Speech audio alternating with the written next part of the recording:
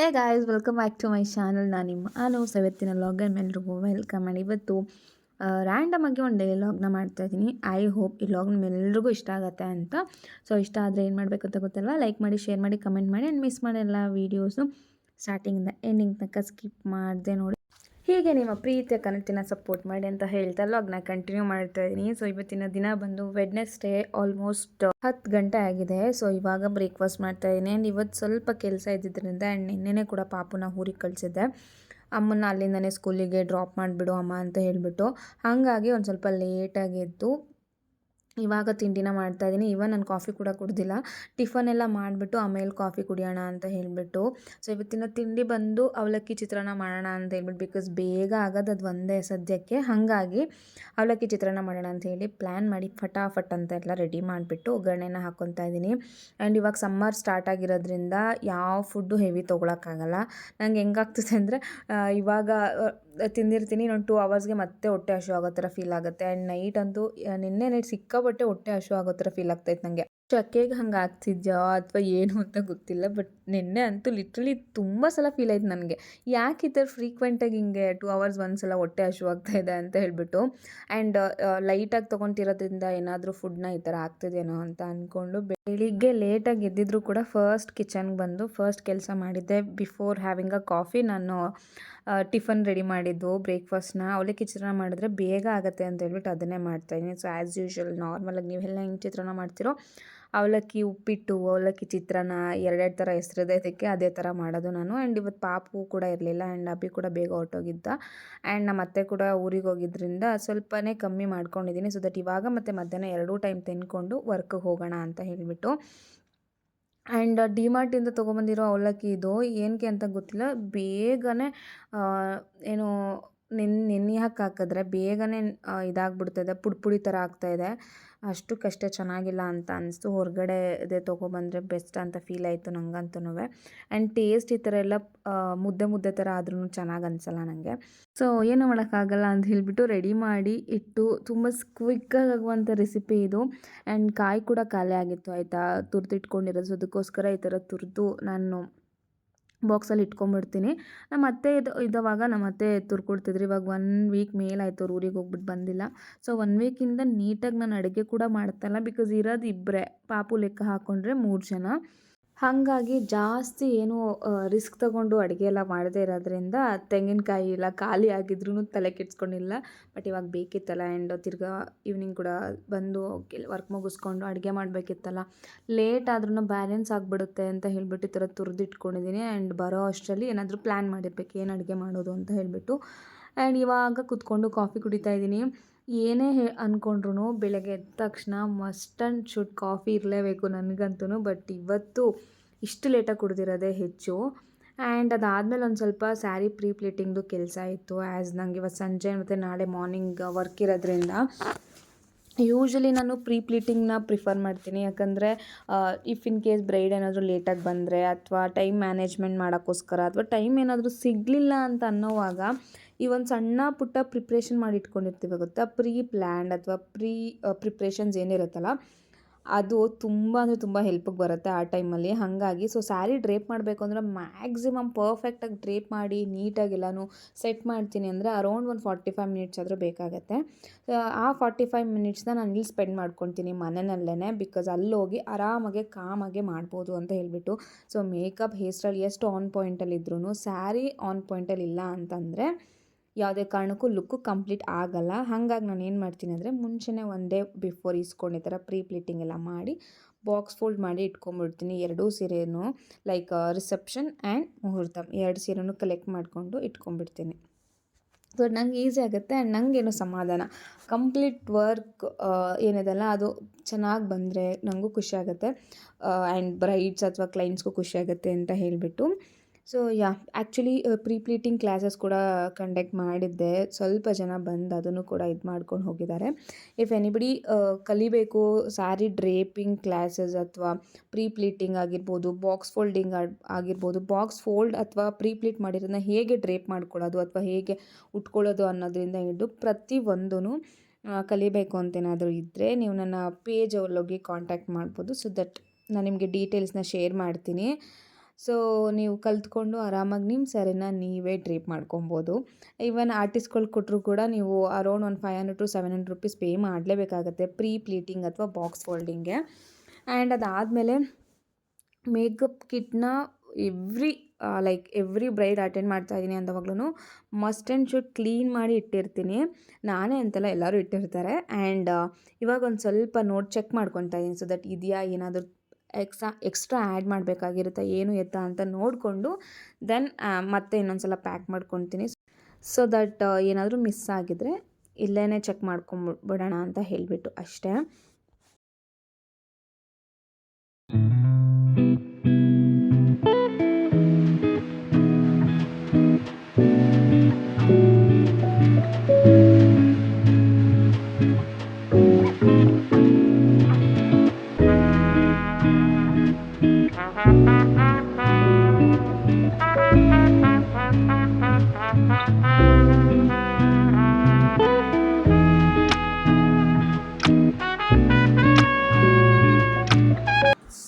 So 2 hours ಆದಮೇಲೆ ಕೆಲಸ ಎಲ್ಲ ಮುಗೀತು. ಐ ಥಿಂಕ್ 10 ಸ್ಟಾರ್ಟ್ ಮಾಡಿದಂತ ಅನ್ಸುತ್ತೆ. ನಿಧಾನಕ್ಕೆ ಸ್ಲೋ ಆಗಿ ಕೆಲಸ ಮಾಡ್ಕೊಂಡು ಬಂದಿದ್ದೀನಿ.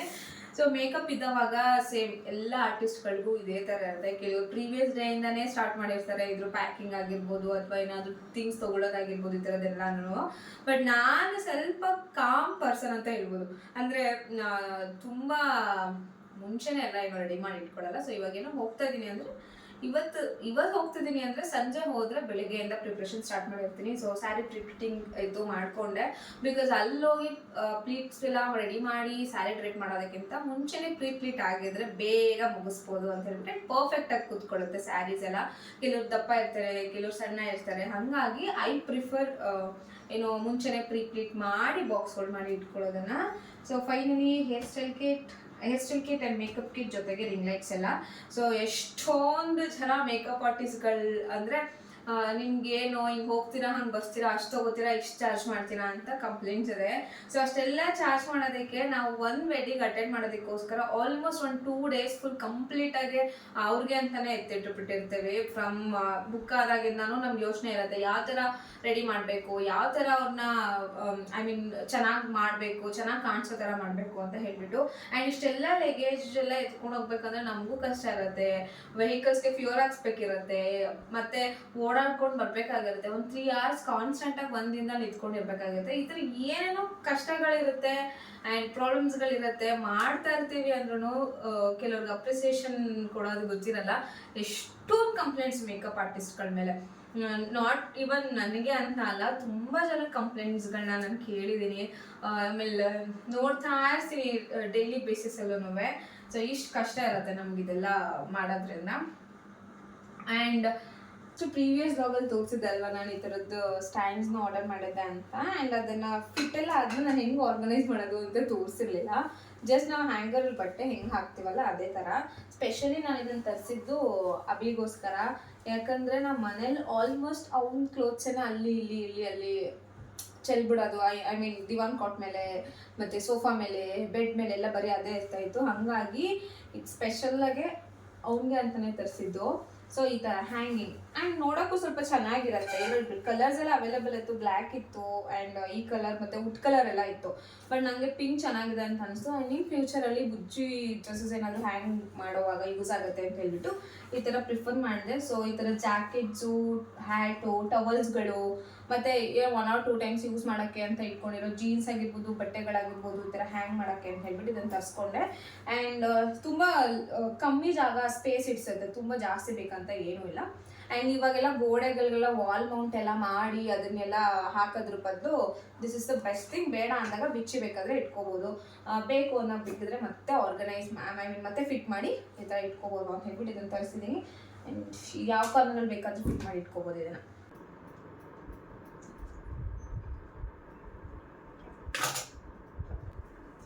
ಸೊ ರೆಡಿ ಆಗ್ತಾ ಇದ್ದೀನಿ. ಆಲ್ರೆಡಿ 3:45 ಆಗ್ಬಿಟ್ಟಿದೆ, ಹೊರಡಬೇಕು. ಬಟ್ ಇನ್ನೂ ಕ್ಲೈಂಟ್ ಕಾಲ್ ಮಾಡಿಲ್ಲ. ಲೊಕೇಶನ್ ನಿಯರ್ ಬೈ ಇರೋದ್ರಿಂದ ಅವ್ರು ಕಾಲ್ ಮಾಡಿದ್ಮೇಲೆ ಹೊರಡೋಣ ಅಂತ ಹೇಳ್ಬಿಟ್ಟು ರೆಡಿ ಆಗ್ತಾ ಇದ್ದೀನಿ. ಅಡೋಣ ಯಾವಾಗ ಕಾಲ್ ಮಾಡ್ತಾರೆ ಅಂತ ಹೇಳ್ಬಿಟ್ಟು. ಸೊ ರೀಸೆಂಟಾಗಿ ಫ್ಲೆಕ್ಸ್ ಅವ್ರದ್ದು ಪೈನಾಪಲ್ ಸೀರಮ್ ತೊಗೊಂಡಿದ್ದೆ. ಸೊ ಡಿ ಪಿಗ್ಮೆಂಟೇಷನ್ದು ಚೆನ್ನಾಗಿದೆ serum. And visible results okay ತೋರಿಸ್ತಾ ಇದೆ. ಐ ಮೀನ್ ರಿಸಲ್ಟ್ಸ್ ಚೆನ್ನಾಗಿ ಬರ್ತಾ ಇದೆ. ಸೊ ಇದನ್ನು ಹಚ್ಬಿಟ್ಟು ನೀಟಾಗಿ ಒಂದು ಮಸಾಜ್ ಕೊಟ್ಕೊಂಡು ಆದಮೇಲೆ ಡಾಟ್ ಆ್ಯಂಡ್ ಕಿ ಅವ್ರದ್ದು ಮಾಯ್ಶ್ಚರೈಸರ್ ಯೂಸ್ ಮಾಡ್ತಾ ಇದ್ದೀನಿ. ಇದು ಯಾವುದೇ ರೀತಿ ಪ್ರಮೋಷನ್ ಅಲ್ಲ, ಬಟ್ ನಾನು ಅವಾಗವಾಗ ಇದರ ಮಾಯ್ಶ್ಚರೈಸರ್ಸು ಇದೆಲ್ಲ ಚೇಂಜ್ ಮಾಡ್ತಾ ಇರ್ತೀನಿ. ಇಫ್ ಇನ್ ಕೇಸ್ ನನಗೆ ಏನಾದರೂ ಸೆಟ್ ಆಗಿಲ್ಲ, ಸೂಟ್ ಆಗಿಲ್ಲ ಅಂತಂದರೆ ಒಂದು 3 to 4 months ಯೂಸ್ ಮಾಡಿ ನೋಡ್ತೀನಿ. ಏನಾದರೂ ರಿಸಲ್ಟ್ಸ್ ಬಂದಿಲ್ಲ ಅಂದಾಗ ಬೇರೆದಕ್ಕೆ ಶಿಫ್ಟ್ ಆಗ್ತೀನಿ. ಸೊ ಇವಾಗೆಲ್ಲ ಏನು ಪ್ರಮೋಟ್ ಮಾಡೋ ನೆಸೆಸಿಟಿನೇ ಇಲ್ಲ. ಇನ್ಸ್ಟಾಗ್ರಾಮ್, ಯೂಟ್ಯೂಬ್ ಓಪನ್ ಮಾಡಿದ ತಕ್ಷಣ ಬರೀ ಡಾಟ್ ಆ್ಯಂಡ್ ಕೀದು ಮತ್ತು ಫ್ಲಿಕ್ಸ್ ಅವ್ರದ್ದೇ ಅಡ್ವರ್ಟೈಸ್ಮೆಂಟ್ ಬರ್ತಾ ಇರುತ್ತೆ, ಮತ್ತು ಡರ್ಮಾಕೋ ಅವ್ರದ್ದೇ.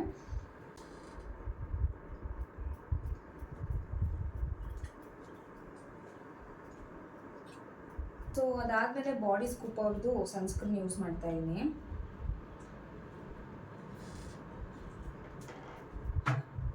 Sunscreen is must and should.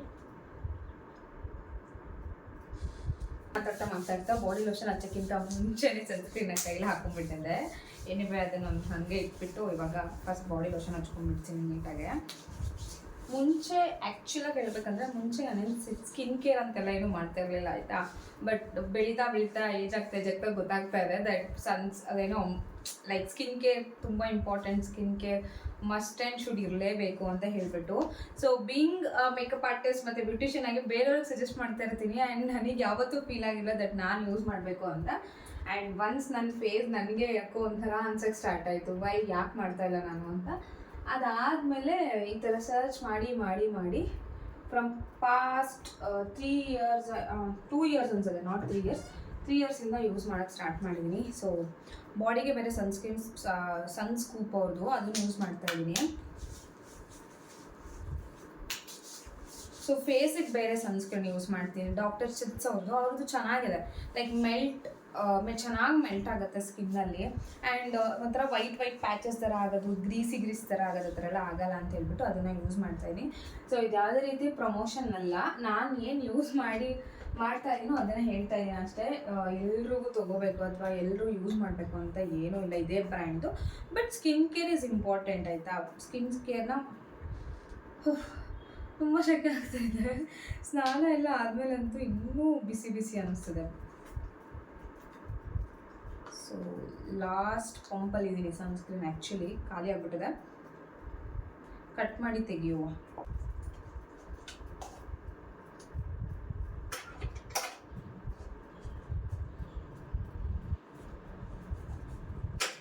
Full dry out ಆಗಿಬಿಟ್ಟಿದೆ.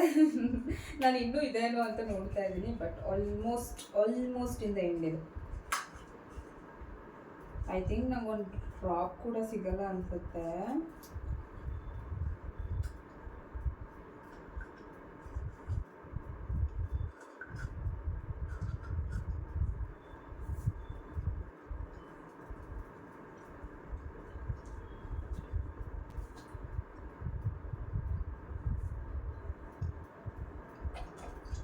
ಸೊ ಇಷ್ಟೇ, ತುಂಬ ಮಿನಿಮಲ್ ಆಗಿ makeup, like moisturiser, serum, sunscreen and that's it. And ಒಂದು ಬೊಟ್ಟು ಆ್ಯಂಡ್ ಲಿಪ್ ಲೈನರ್ಸ್ ಯೂಸ್ ಮಾಡಿ ಸ್ವಲ್ಪ ಲಿಪ್ನ ಶೇಡಿಂಗ್ ಥರ ಮಾಡ್ಕೊಂಡಿದ್ದೀನಿ, ನಾಟ್ ಲಿಪ್ಸ್ಟಿಕ್ ಹಚ್ಚಿರೋ ಥರ. ಆ್ಯಂಡ್ ಜಸ್ಟ್ ನನ್ನ ನಾರ್ಮಲ್ ಹೇರ್. ಸೊ ಇನ್ಸ್ಟಾಗ್ರಾಮಲ್ಲಿ ಹಾಗೆ ರೀಲ್ಸ್ನ ಸ್ಕ್ರಾಲ್ ಮಾಡುವಾಗ ಒಂದು ಹ್ಯಾಕ್ ಸಿಕ್ತು, ದಟ್ ಫ್ರಂಟ್ಗೆ ಫುಲ್ ಹೇರ್ನೆಲ್ಲ ಟೈ ಮಾಡಿಬಿಟ್ಟು ಏನು ಕರ್ಲ್ ಮಾಡ್ಕೊಳ್ಳೋದು ಯೂಸಿಂಗ್ ಅ ಸ್ಟ್ರೈಟ್ನರ್. ಸೊ ಅದನ್ನು ಮಾಡಿದ್ದೆ, ಬಟ್ ನಾನು ತುಂಬ ಪ್ರಾಪರಾಗಿ ಏನೂ ಮಾಡಿರಲಿಲ್ಲ. ಸೊ ಇದು ಸ್ವಲ್ಪ ಕೆಳಗಡೆ ಸಾಫ್ಟ್ ಕಲ್ಸ್ ಆಗಿದೆ ಆ್ಯಂಡ್ ಸ್ವಲ್ಪ ಚೆನ್ನಾಗಿ ಅನಿಸ್ತಾ ಇದೆ ಇವಾಗ ಹೇರ್. ಲೈಕ್ ಸಲೂನ್ ಅಲ್ಲಿ ಬ್ಲೋ ಡ್ರೈ ಮಾಡಿಸ್ಕೊಂಡಿರೋ ಥರ, ಸಲೂನಲ್ಲಿ ಸೆಟ್ ಮಾಡಿರೋ ಥರ ಅನಿಸ್ತಾ ಇದೆ. ಬಟ್ ನಾನು ಹೀಗೆ ಹೋಗಲ್ಲ.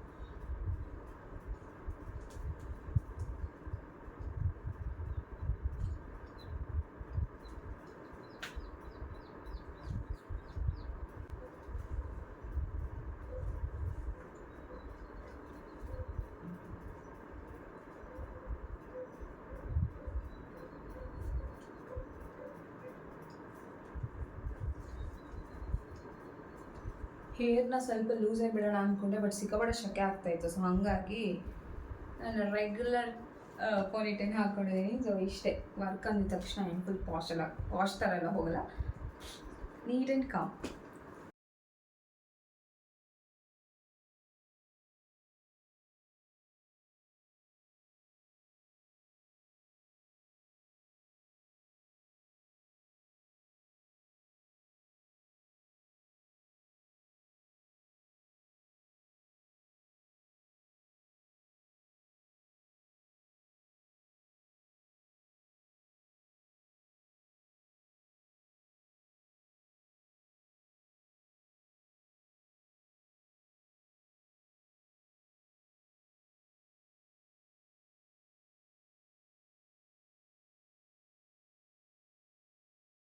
ಸೊ ಮೇಕಪ್ ಎಲ್ಲ ಮುಗಿಸ್ಬಿಟ್ಟು ಬಂದು ಮತ್ತೆ ಮನೆಗೆ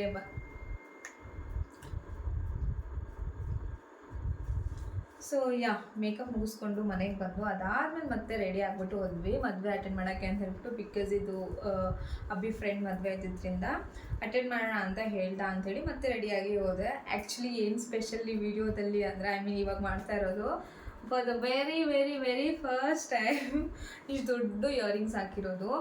ನನಗಂತೂ ಹಾಕೊಳ್ಳುವಾಗ ಅನಿಸ್ತಿದೆ ಚೆನ್ನಾಗಿ ಕಾಣಿಸಿದ್ಯಾ ಇಲ್ವಾ ಏನು ಎತ್ತಾ ಅಂತ ಅಂದ್ಕೊಂಡು, ಬಟ್ ಇವಾಗ ಚೆನ್ನಾಗಂತ ಅನಿಸ್ತಾ ಇದೆ. ಬಟ್ ಈ ಹೇರ್ ಸ್ಟೈಲಲ್ಲಿ ಹೋಗಿಲ್ಲ, ನಾನು ಫ್ರೀ ಹೇರ್ ಬಿಟ್ಕೊಂಡು ಹೋಗಿದ್ದೆ. ಆ್ಯಂಡ್ ದೆನ್ ಬಂದಮೇಲೆ ಅಂದ್ಕೊಂಡೆ ಪೋನಿಟೇಲ್ ಹಾಕಿದ್ರೆ ಹೆಂಗೆ ಕಾಣಿಸುತ್ತೆ ಅಂತ. ಸೊ ಪೋನಿಟೇಲ್ ಹಾಕ್ಕೊಂಡು ನೋಡ್ತಾ ಇದ್ದೆ ಹೆಂಗೆ ಕಾಣಿಸುತ್ತೆ, ಚೆನ್ನಾಗಿ ಕಾಣಿಸಿದ್ಯಾ ಅಂತ ಹೇಳ್ಬಿಟ್ಟು. ಆ್ಯಕ್ಚುಲಿ ಈ ಸೀರೆ ತೊಗೊಂಡು ತುಂಬ ದಿನಗಳಾಯಿತು. ಇಟ್ಸ್ ಆಲ್ಮೋಸ್ಟ್ ಲಾಸ್ಟ್ ಇಯರೇ ತೊಗೊಂಡಿದ್ದು. ಐ ಥಿಂಕ್ ಒಂದು ಅಕ್ಟೋಬರ್ ನವೆಂಬರಲ್ಲಿ ತೊಗೊಂಡಿದ್ದು. ಬಟ್ ಸ್ಟಿಚ್ ಮಾಡಿಸಿರಲಿಲ್ಲ. ರೀಸೆಂಟಾಗಿ I got this blouse stitch. ಅದಾದಮೇಲೆ ಇವತ್ತು ಕೋಇನ್ಸಿಡೆಂಟಾಗಿ ಹಾಕ್ಕೊಂಡೋಗಿದ್ದು. ಬಟ್ ಸಿಕ್ಕಾಪಟ್ಟೆ ಚೆನ್ನಾಗಿ ಅನಿಸ್ತಿದೆ ಅಂತ ಅನಿಸ್ತು ನನಗಂತೂ. ಸೊ ಬ್ಲೌಸ್ ಏನಿಲ್ಲ, ತುಂಬ ಸಿಂಪಲಾಗಿ ಸ್ಟಿಚ್ ಮಾಡಿಸಿರೋದು, ಲೈಕ್ ಸ್ಲೀವ್ಲೆಸ್ಸು. ಹಿಂದೆಗಡೆ ಅಷ್ಟೇ ತುಂಬ ಡೀಟೇಲಿಂಗ್ ಆಗಿ ಏನೂ ಇಲ್ಲ, ನಾರ್ಮಲಾಗಿ ಈ ಥರ ಟೈಯಿಂಗ್ ಥರ ಕೊಡ್ಸಿದ್ದೀನಿ ಅಷ್ಟೇ. ಬಟ್ ಸೀರೆ ಅಂತೂ ನಿಜ ಸಖತ್ತಾಗಿ ಕಾಣಿಸ್ತಾ ಇತ್ತು. ಸೊ ಆ್ಯಕ್ಚುಲಾಗಿ ಇಯರಿಂಗ್ಸ್ ನಾನು ಚೆನ್ನಾಗಿ ಕಾಣಿಸಲ್ಲ ಅಂತ ಅಂದ್ಕೊಂಡಿದ್ದೆ, ಇಷ್ಟು ದೊಡ್ಡದು. ಬಟ್ ಚೆನ್ನಾಗಿ ಅನಿಸ್ತಾ ಇದೆ, ಕ್ಯೂಟಾಗಿ ಅನಿಸ್ತಾ ಇತ್ತು. ತುಂಬ ಕಮ್ಮಿ ಆಕ್ಸೆಸರೈಸ್ ಮಾಡಿಕೊಂಡ್ರೆ ಚೆನ್ನಾಗಿರುತ್ತೆ ಈ ಥರ, ಲೈಕ್ ಫ್ಯಾನ್ಸಿ ಸ್ಯಾರೀಸ್ಗೆಲ್ಲ. ಸೊ ವಾಚ್ ಹಾಕ್ಕೊಂಡಿದ್ದೆ ರೈಟ್ ಹ್ಯಾಂಡ್ಗೆ. ಆ್ಯಂಡ್ ದೆನ್ ಕ್ರಿಸ್ಟಲ್ ಬೀಡ್ಸ್ದು ಇದು ಬರುತ್ತಲ್ಲ, ಬ್ರೇಸ್ಲೆಟ್ಸ್ ಅದು ಹಾಕ್ಕೊಂಡಿದ್ದೆ. ಆ್ಯಂಡ್ ಸೇಮ್ ಮಂಗಲ ಚೈನ್ ಚಿಕ್ಕದು ಅಷ್ಟೇ. ಬಟ್ ಟ್ರಸ್ಟ್ ಮೀ ಸಗದಾಗಿ ಕಾಣಿಸಿದ್ದು ಫೋಟೋಸ್ ಎಲ್ಲ ತುಂಬ ಚೆನ್ನಾಗಿ ಬಂದಿದೆ ಫೋಟೋಸ್ಗಳೆಲ್ಲ. ಸೊ ವರ್ಕ್ ಹೆಂಗಿತ್ತು ಅಂತ ಹೇಳ್ಬಿಟ್ಟು ನಾನು ಹಾಗೇ ಅಟ್ಯಾಚ್ ಮಾಡಿರ್ತೀನಿ. ಐ ಹೋಪ್ ಈ ಲಾಗ್ ಎಲ್ರಿಗೂ ಇಷ್ಟ ಆಗಿರುತ್ತೆ ಅಂತ.